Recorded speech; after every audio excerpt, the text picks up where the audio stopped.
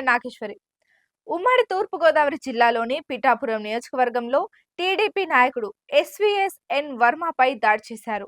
విజయవాడ నుంచి పిఠాపురం వెళ్లిన ఆయన వాహనంపై రాళ్లు, కర్రలతో దాడి చేయడం అందరూ విస్తుపోయారు. అయితే ఈ దాడిలో వర్మ త్రుటిలో తప్పించుకున్నారు. దీంతో ఆయన కారు అద్దాలను ధ్వంసం చేసి సీట్ కవర్లను చించేశారు. దీంతో పోలీసులు రంగంలోకి దిగి అదుపులోకి తీసుకున్నట్టు తెలిసిందే. ఈ ఘటనపై జనసేన నాయకులు కూడా విస్తుపోయారు.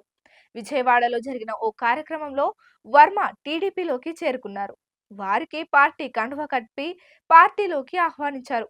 దీనిని జనసేన కార్యకర్తలు, ముఖ్యంగా పిఠాపురానికి చెందిన కార్యకర్తలు తీవ్రంగా నిరసించారు. ఈ క్రమంలో పిఠాపురం చేరుకున్న వర్మపై దాడికి యత్నించారు. అయితే ఆయన వారి నుంచి తప్పించుకున్నారు.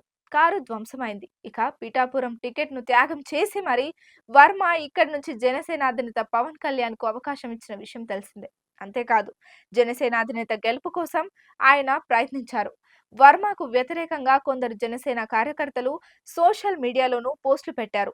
వర్మ వల్ల గెలవలేదని, మెగా కుటుంబం ప్రచారంతోనే పవన్ గెలిచారని పేర్కొన్నారు. మరికొందరు అగ్రనేతలు కూడా వీరి వాదనను ఖండించలేదు. ఈ క్రమంలో వైసీపీ నేతలను టీడీపీలో చేర్చుకోవడంపై, ముఖ్యంగా పిఠాపురానికి చెందిన వారిని చేర్చుకోవడంపై జనసేన కార్యకర్తలు ఆగ్రహం వ్యక్తం చేయడం గమనార్హం. దీనిపై అటు పవన్, ఇటు చంద్రబాబు ఎలా రియాక్ట్ అవుతారనేది చూడాలి.